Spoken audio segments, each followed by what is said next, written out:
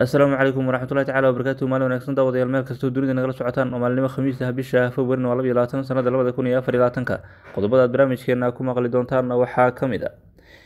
ciidamada waddanka Itoobiya oo la soo dhoobay xuduudka Somaliland iyo Itoobiya iyo waliba qorshe ballaaran oo xilligan Somaliland iyo Itoobiya ay wada bilaabeen kadib markii ay dowladda Soomaaliya heshiisyo kala duwan la gashay wadamo dhowr ah. Waxaan eegi doonaa xiisadda ka taagan Geeska Afrika ma isku bedeli doontaa mid dagaal toos ah ay wada galaan wadamada Itoobiya iyo sidoo kale Soomaaliya iyo inta ay soo kaxaysatay iyo waxaan eegi doonaa guud ahaan xilligan Itoobiya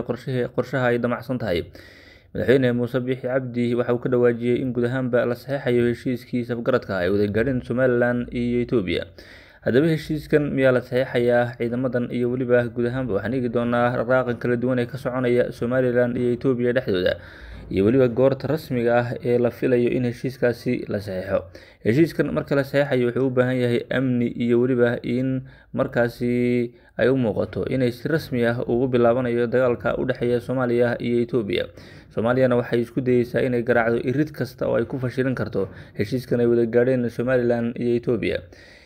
haddaba sidee markaasi isku gaari doonaan Itoobiya iyo Somaliland isla markaana xaggee lagu saxiixi doonaa heshiiskaasi ayaan eegi doonaa iyo waliba goorta ciidamada Itoobiya ay tagi doonaan gudaha Somaliland oo haatan baa la sii ogaaday isla markaana ay warar kala duwan ka soo baxayaan iyo xogo cusub oo ka soo baxaya ninkii xerada General Gordon ku dilay saraakiishii waddanka Imaaraadka ka socotay oo haatan baaritaano kala duwan ay ku wadeen guud ahaan maalmihii la soo dhaafay saraakiisha amniga ee Soomaaliya iyo waliba kuwa Imaaraadka Carabta. haddaba xogaha ka soo baxayaan eegi doonaa iyo waliba ninkaasi waxyaabaha laga ogaaday ee haatan aanan horey loo ogeyn iyadoo horey loogu sheegay guud ahaan macluumaadyo kala duwan oo mas'uuliyiin xitaa lagu galay haatan wax ayaa iska bedelay ninkaasi iyo waliba qorshayaashiisii kala duwan ah waxaana soo baxayba in ninkani hadda ka hor uu sigay ama uu dili gaadhay qaar ka mid ah mas'uuliyiinta ugu sarreysa ee dowladda federaalka ee Soomaaliya oo ka mid yahay madaxweyne Xasan Sheekh Maxamuud. xogihii ugu dambeeyay naga soo gaaray arrimahaasi ayaan eegi doonaa iyadoo ninkii lagu dilay ama sarkaalkii dhanka hawada ee lagu dilay magaalada Muqdisho ee kasoo jeeday Somalilandna qoyskiisa iyo aabihiiba ay weli guud ahaanba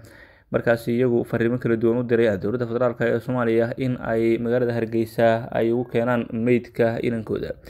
waxaa dhinaca kale dowladda federaalka ee Soomaaliya ay ku adkeysanaysaa in magaalada Muqdisho lagu aasi doono guud ahaan sarkaalkaasi sida arxan darrada ah loo dilay balse aabihii ayaa waxa uu dhowr jeer la hadlay saxaafadda waxaana uu codsaday in meydka loo keeno. ugu dambeyntiina waxa uu tilmaamay inaanan lagu tukan karaynin guud ahaanba meydka inankiisa oo guud ahaan loo soo dhoofiyo dhanka magaalada Hargeysa.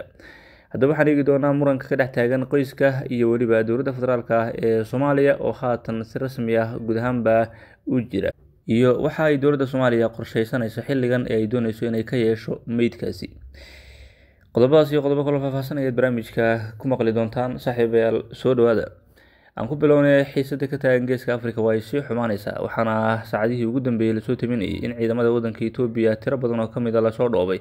xuduudka ay Somaliland la wadaagto Itoobiya. lama oga qorshaha rasmiga ah ee ka dambeeya ciidamadan guud ahaanba Itoobiya xilligan ay Somaliland xuduudkeeda geynayso waxaase la ogyahay in xaaladdu ay faraha ka sii baxayso.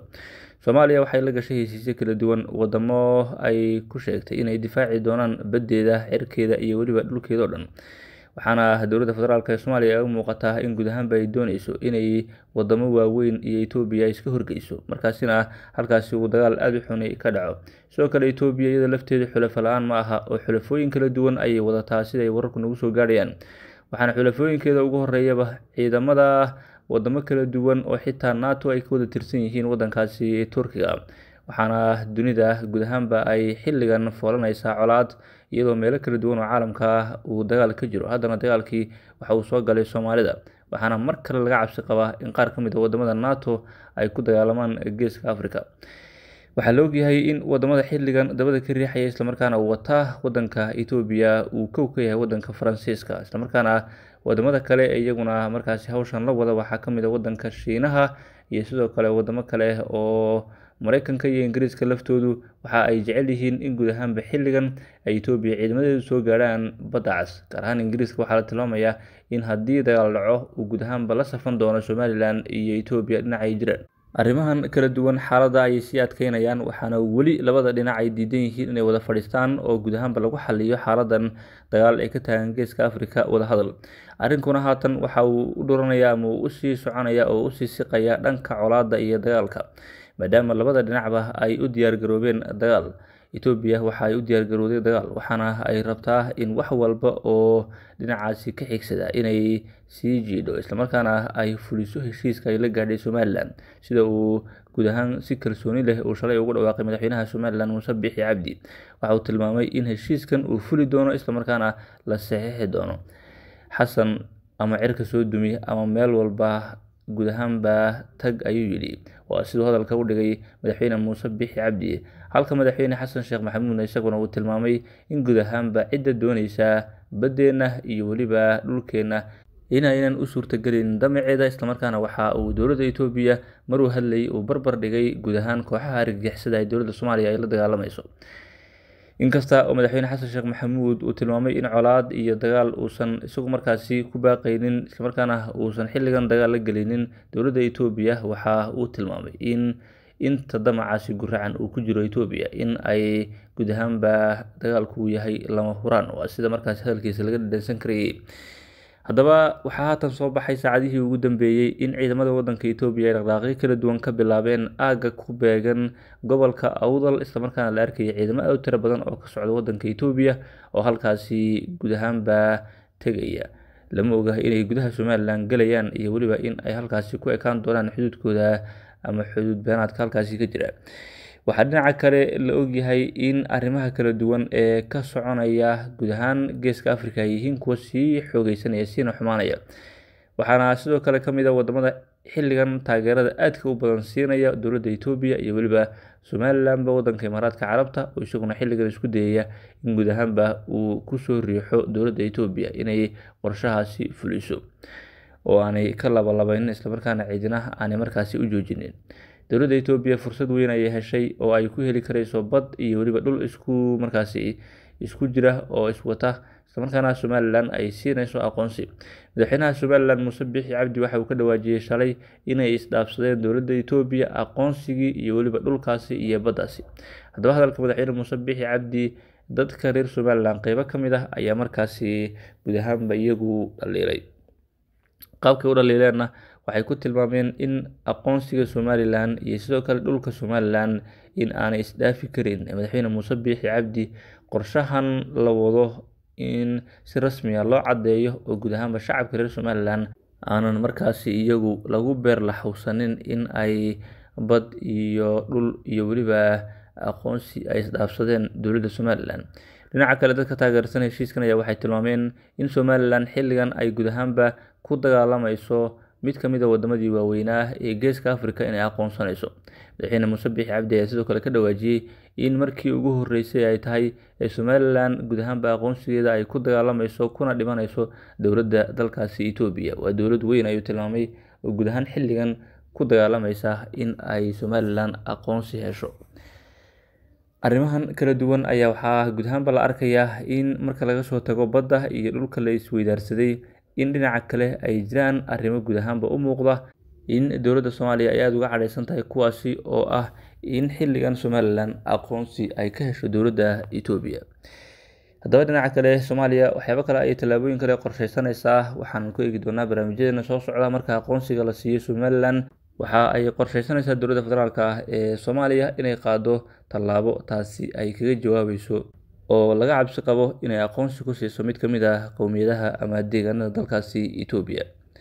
Dhinaca kale, haddii aan eegno wararka ka imanaya magaalada Muqdisho ayaa waxa ay tilmaamayaan in xogo kala duwan ay kasoo baxayaan ninkii toogashada ka geystay xeradii Generaal Gordon ee halkaasi ku dilay saraakiishii ka socday waddanka Imaaraadka Carabta. Ninkan ayaa waxaa la tilmaamay in uu ahaa nin ay kooxda argagixisada ee shabaabku kusoo dhex qarsatay ciidamada Soomaaliya, waxaana qaar ka mid ah guud ahaanba xogaha qaar ay tilmaamayeen in uu ninkani ka tirsanaa ciidamadii uu Mukhtaar Robow, wasiirka diinta iyo awqaafta ee haatan dowladda federaalk ee Soomaaliya, uu ku haystay gobolka Boqol inuu ka mid ahaa ninkani, balse xogtaasi waxaa la tilmaamay inay tahay mid aan waxba ka jirin. Waxaa ninkani markii hore qabiilkiisa lagu sheegay in uu ahaa qabiilada dega gobolka Boqol mid ka mid ah, islamarkaana uu ahaa jiidale, halka haatan la ogaaday ninkan inuu yahay Hadame oo qabiil ka mid ah qabiilada dega gobolkaasi Bakool. waxaana sidoo kale la tilmaamay in ninkani uu mararka qaar uu raadinayay fursado aad u waaweyn oo uu ku helo guud ahaan madaxda ugu sarreysa ee dowladda federaalk ee Soomaaliya. qorshihiisana uu ahaa inuu soo dilo madaxweynaha Soomaaliya markaasi madaxweyne xasan sheekh maxamuud ama sidoo kale ra-iisul wasaare xamse cabdi barre, balse qorshihiisuna uusan ahaynba inuu dilo saraakiil iyo ciidamo iyo markaasi imaaraadka carabta gaar ahaan aan loogu soo dirin ee markii fursadaasi uu waayey uu kuwan ka dhex arkay guud ahaanba in laftoodu ay saameyn leeyihiin islamarkaana uu ku bixi karayo. ninkani waxa uu watay qorshe ballaaran oo ahaa in markaasi uu kharijiyo madaxweynaha Soomaaliya xasan sheekh maxamuud iyo sidoo kale ra-iisul wasaare xamse cabdi barre oo uu rabay labadaasi mid ka mid ah in uu guud ahaanba ku baxo. kooxda argagixisada ee shabaabka ayaana qorshahaasi soo dejisay, qorshe ballaaran ayuu ahaa oo tababar ilaa iyo waxa uu ninkani kusoo jiray in uu ka mid noqdo guud ahaan waardiyayaasha xerada ciidanka. inkasta oo su-aalo badan la iska weydiinayay sida uu dilkaasi u dhacay iyo weliba qaabka ninkaasi dablaha ah ee askariga ah iyo weliba ciidamada saraakiisha ah ee sarsare ee ajaanibta ah qaabka ay isku gaadheen, ayaa dad badan waxay iska weydiinayeen away ciidamadii imaaraadka ay waardiyeynayay raggan iyo weliba qaabka ninkaasi inta uu qorigiisa usoo qaatay uu guud ahaan raggaasi ugu galay ama halkii ay joogeen uu ugu tegay. qaybtaasi waxaa la tilmaamay inay xilligan baadhis ku socoto islamarkaana la doonayo in guud ahaanba baadhis rasmiya lagu sameeyo sida ay wax u dhaceen. akhyaarta sharafta leh wada nagala socoto tan iyo kulanti dambe, nabadgelyo.